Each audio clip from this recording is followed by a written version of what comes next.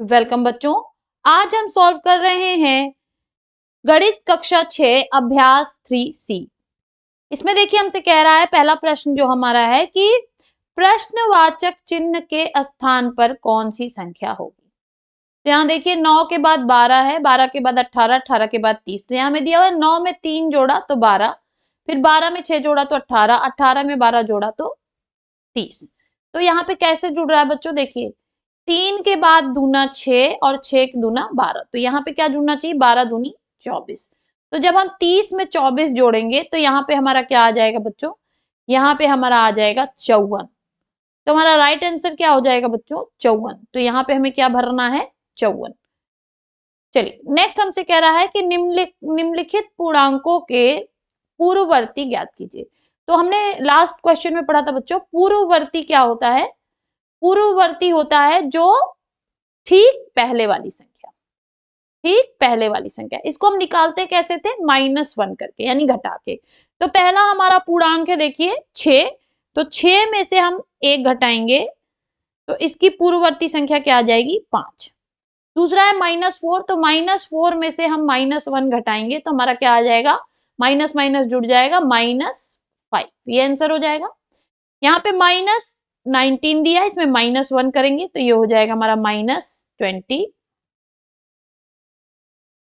इसी तरह से -996 दिया है, तो -996 में आप -1 जोड़ेंगे तो आंसर क्या हो जाएगा, -997। 0 में से -1 करेंगे बच्चों तो क्या आ जाएगा, -1। तो ये हो गए बच्चों हमारे आंसर।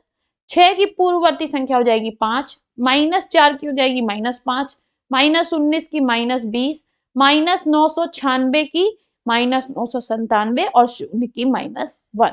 नेक्स्ट देखिए बच्चों हमसे कह रहा है अपनी अभ्यास पुस्तिका में खाली स्थान में इसमें से बड़ा या से छोटा भरिए। तो हम कैसे करेंगे इसको बच्चों, तो पहले हम ये वाला क्वेश्चन देखते हैं का -3 प्लस -6 ब्रैकेट -3 -6। इसको हम यहाँ रफ पे करेंगे बच्चों।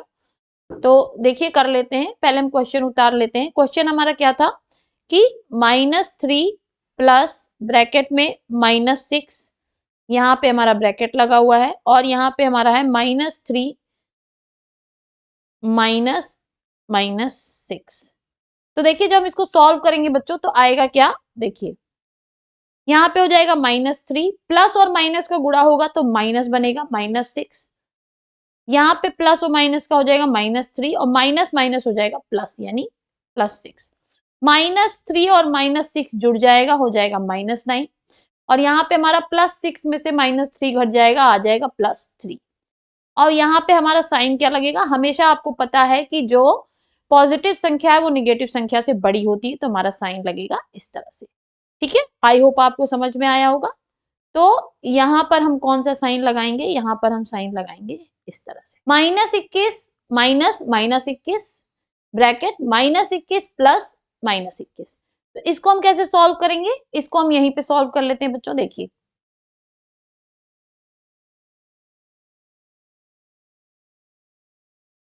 यहाँ पे हो जाएगा हमारा -21 माइनस माइनस हो जाएगा +21 ब्रैकेट -21 प्लस और -21। इधर हो जाएगा 0 और यहाँ पे हमारा हो जाएगा -21 जुड़ के हो जाएगा -41। तो आपको हमेशा पता है कि शून्य जो है वो सभी ऋणात्मक संख्याओं से बड़ा होता है। तो यहाँ पे हमारा साइन कौन सा लगेगा, ये वाला। तो यहाँ पे हम लगा देंगे ये वाला।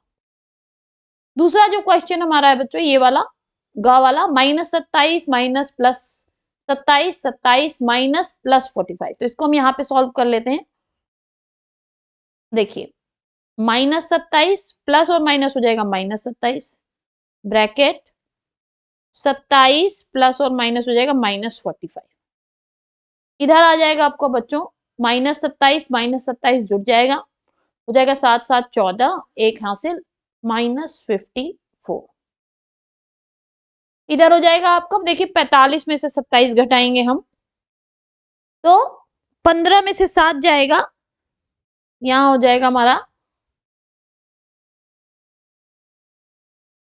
8 और 3 में से 2 जाएगा 1, यहाँ हो जाएगा हमारा 18। तो यहाँ पे हम देख पा रहे हैं कि ये -18 है और ये -54। तो हमेशा माइनस में कम वाली संख्या बड़ी होती है। क्यों? देखिए, जब हम शून्य से माइनस की तरफ जाते हैं, -1, -2, -3, -4, तो जितना हम बाईं ओर जाते हैं उतनी वो संख्या छोटी होती है। तो देख रहे हैं कि -4 जो है वो -1 से छोटा है। तो इसी तरह से -54 जो है वो बाद में आएगा और -18 पहले आएगा, तो -18 बड़ा हो जाएगा बच्चों। तो यहाँ पे जो हमारा साइन लगेगा वो कैसा लगेगा? ऐसे। तो हम यहाँ पे लगा लेंगे ऐसे। ठीक है? आई होप आपको समझ में आया होगा। जगह भरिए। देखिए यहाँ दिया 13, 11, 9, 7। तो 7 में 2 जोड़ा 9, 9 में 2 जोड़ा 11, 11 में 2 जोड़ा 13। यहाँ पे 7 के बाद 27 दिया है। तो 7 में अगर हम 20 जोड़े तो 27, फिर 20 में 27 में 20 जोड़ेंगे तो क्या आ जाएगा यहाँ पे? 47, और 47 में 20 जोड़ेंगे तो 67। तो राइट आंसर क्या हो जाएगा बच्चों? ऑप्शन 3, 47। ऊपर वाले में +2 हो रही है सीरीज और नीचे वाले में +20। चलिए आगे कह रहा है कि निम्नलिखित पूर्णांकों का उत्तरवर्ती ज्ञात कीजिए। उत्तरवर्ती क्या होता है बच्चों? उत्तरवर्ती संख्या वो होती है जब हम उसमें ठीक बाद वाली संख्या, यानी उसमें हम +1 कर दें तो उत्तरवर्ती होती है। तो चलिए इसके लिए मैं रफ पेज के थोड़ी सहायता लूंगी बच्चों। यहाँ पे पहले हम इसको क्लीन कर ले। उत्तरवर्ती हमें बतानी है। किसकी किसकी बतानी है बच्चों? 7 की, -5 की, -20 की, -997 की और 0 की।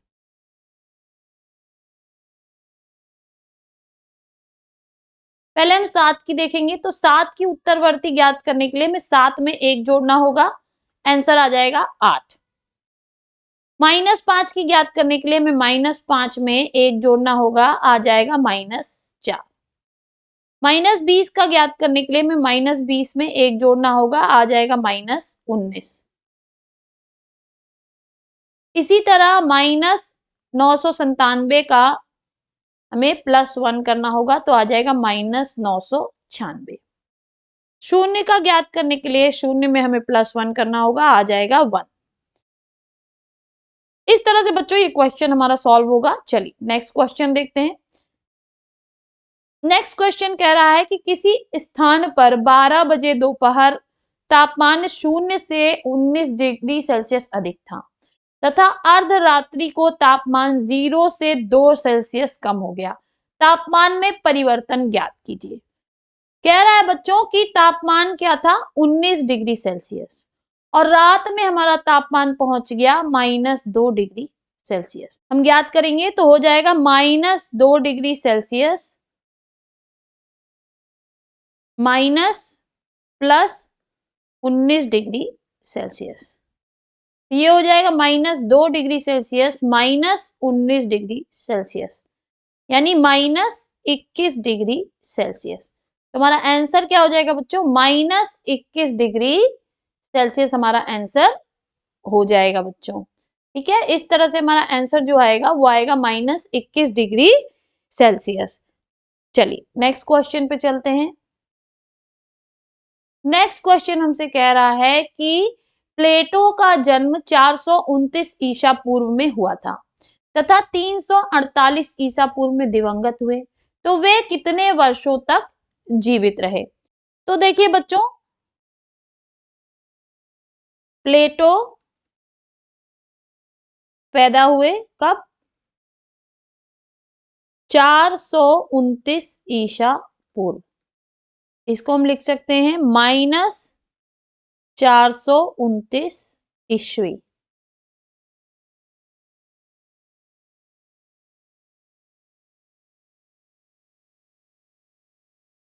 प्लेटो की मृत्यु कब हुई? तो मृत्यु इनकी हुई बच्चों 348 ईसा पूर्व। इसको हम लिख सकते हैं -348 ईस्वी। तो कितने वर्ष जीवित रहे? कुल आयु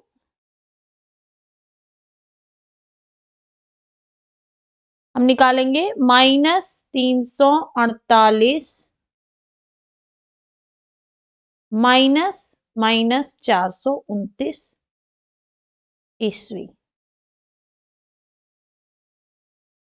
तो आंसर आ जाएगा बच्चों हमारा, जब हम इसको देखिए, -348 प्लस 429, यहाँ पे हम सॉल्व करेंगे तो आ जाएगा हमारा 81 वर्ष। तो आंसर क्या हो जाएगा, कुल कितने वर्ष जीवित रहे, 81 वर्ष जीवित रहे। चलिए अगला क्वेश्चन हमसे कह रहा है कि समुद्र तल से अधिकतम गहराई वाला बिंदु 11,600 मीटर नीचे है। अधिकतम ऊंचाई की पर्वत चोटी समुद्र तल से 8,848 मीटर ऊंची है। गहराई वाले बिंदु से चोटी की ऊंचाई बताइए। देखिए बच्चों, हमने माना कि ये हमारा समुद्र तल है। समुद्र तल से जो उच्चतम चोटी की दूरी है वो है 8,846। कितनी है, 8,846। और जो नीचे की दूरी है बच्चों वो है 11,600 मीटर। तो यहाँ से यहाँ तक 11,600 है, यहाँ से यहाँ तक 8,846 है। तो कुल गहराई हो जाएगी, दोनों को हम जोड़ देंगे बच्चों। तो यहाँ पे हम कर लेते हैं, देखिए 8,846 प्लस 11,600, तो ये हो जाएगा हमारा